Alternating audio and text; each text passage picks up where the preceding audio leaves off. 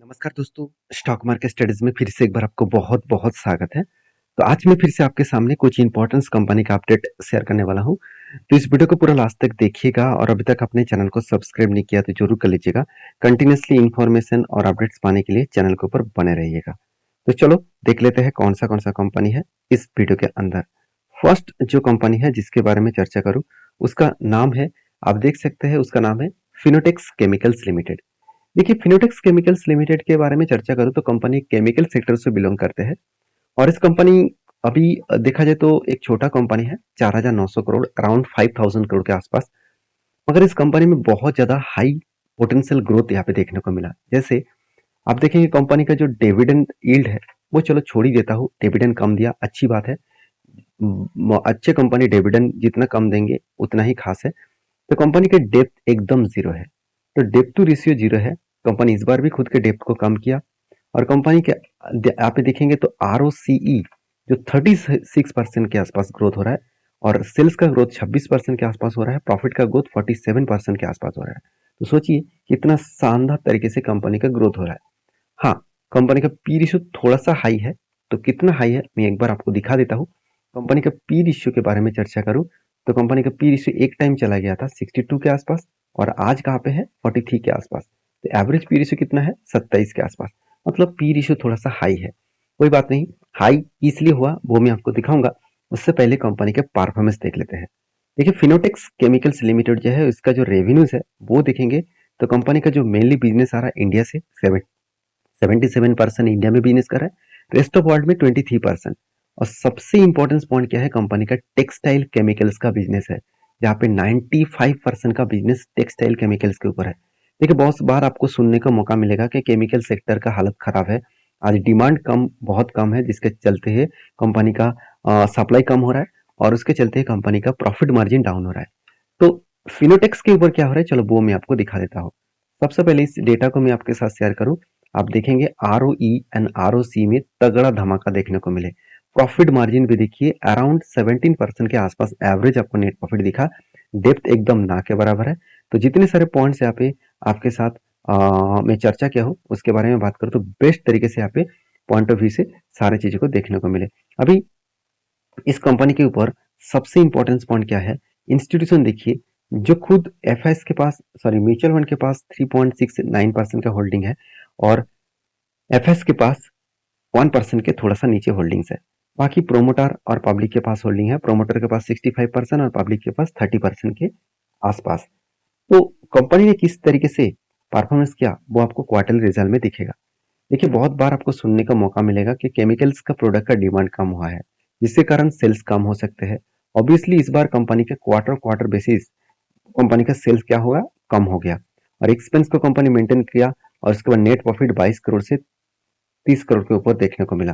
तो net profit में कोई भी चेंजेस नहीं है। सेल्स कम हुआ तो क्या हुआ, कंपनी एक्सपेंस को भी ज्यादा दिया, टैक्स भी ज्यादा दिया, सब कुछ देने के बाद भी कंपनी का नेट प्रॉफिट अलग लेवल में ग्रोथ हुआ। तो जब कंपनी में इतना ज्यादा पॉजिटिव पॉइंट है, क्या उस कंपनी से दूर रहना चाहिए? मेरे हिसाब से बिल्कुल नहीं।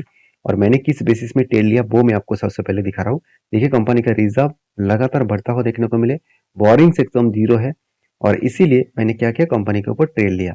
तो ट्रेड कहाँ पे लिया, देखिए यहाँ पे कफ विद 100% बना था, फाइनली यहाँ पे ब्रेकआउट हुआ, नीचे आया, रिटेस्ट किया, उसके बाद देखिए धीरे धीरे करके वो टारगेट को अचीव किया। मैं बार बार बोलता हूँ आपको कि आपको समझना पड़ेगा सारी चीजें। मुझे इस कंपनी के ऊपर बहुत सारे दोस्तों ने कमेंट किया, सर इतना बड़ा करेक्शन हो गया तो क्या करूं।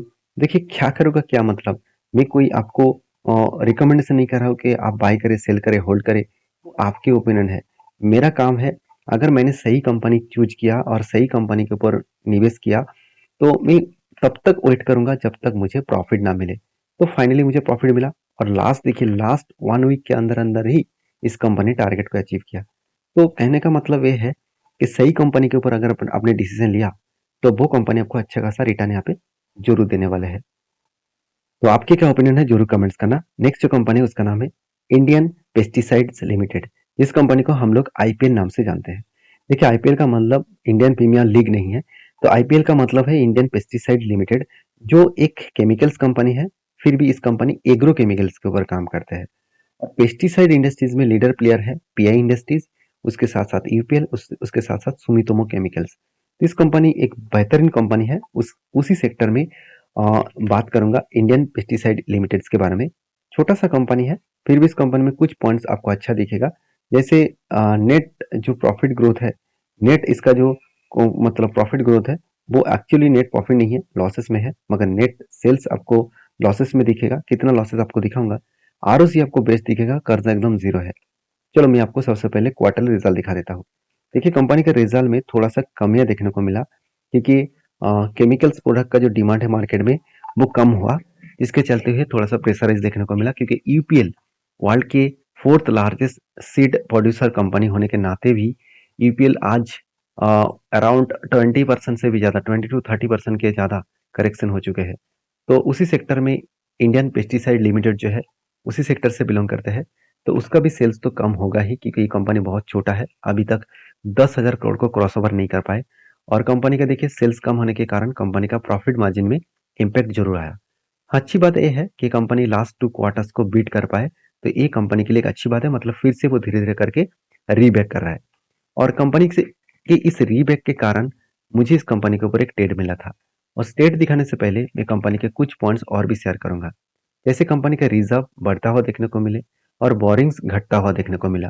तो रिजर्व हर साल बढ़ा और बोरिंग्स घटा। उसके साथ साथ खुद के बिजनेस के ऊपर इस बार हाईएस्ट पैसा लगाया, करीबन 43 करोड़ के आसपास। एक अच्छा खासा बेस्ट तरीके से यहाँ पे सिचुएशन देखने को मिले।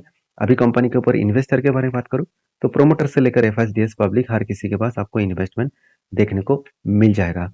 तो कंपनी के ऊपर सबसे मजेदार बात क्या है, कंपनीज के जो रेवेन्यूज है, उस रेवेन्यूज के बारे में बात करूं, तो कंपनी जो टेक्निकल एंड एपीआई जो प्रोडक्ट है, तो एपीआई जो प्रोडक्ट है इस दोनों के ऊपर 68% काम करते हैं। तो उसके साथ साथ कंपनी के जो फॉर्मुलेशन है उसके ऊपर 32% काम करते हैं। तो एक्चुअली कंपनी एग्रीकल्चर के साथ साथ कंपनी फार्मास्यूटिकल के साथ भी जुड़े हुए हैं, क्योंकि एपीआई के ऊपर काम कर रहे हैं, एक्टिव फार्मास्यूटिकल इंग्रेडिएंट बनाते हैं कंपनी। और बेसिकली कंपनी का जो टोटली 100% बिजनेस है वो एग्रोकेमिकल्स के ऊपर है। तो देखा जाए तो कंपनी का बिजनेस जिस लेवल में है, जिस प्रोडक्ट के ऊपर है, वो आज नहीं हमेशा वो ग्रोथेबल है, क्योंकि इंडिया एक एग्रीकल्चर कंट्रीज है। तो जहाँ पे एग्रीकल्चर का डिमांड हमेशा पिक लेवल में है, तो उस जगह पे इस तरीके से प्रोडक्ट का डिमांड भी हमेशा बढ़ता जाएगा। तो कंपनी का जो टेक्निकली चार्ट पैटर्न बना, फाइनली अभी तक मुझे टारगेट अचीव नहीं हुआ। तो एक्चुअली मैंने कुछ क्वांटिटी ऐड प्रॉफिट बुक कर चुका हूँ। मैंने किस तरीके से एंट्री लिया, यहाँ पे देखिए कब बना, उसके बाद एक हैंडल बना, फाइनली यहाँ पे ब्रेकआउट हुआ।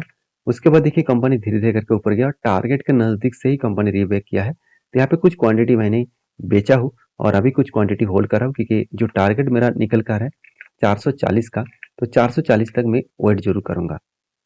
तो आपके क्या ओपिनियन है जरूर मुझे कमेंट्स करके बताना। नेक्स्ट जो कंपनी है उसका नाम है बजाज फाइनेंस लिमिटेड।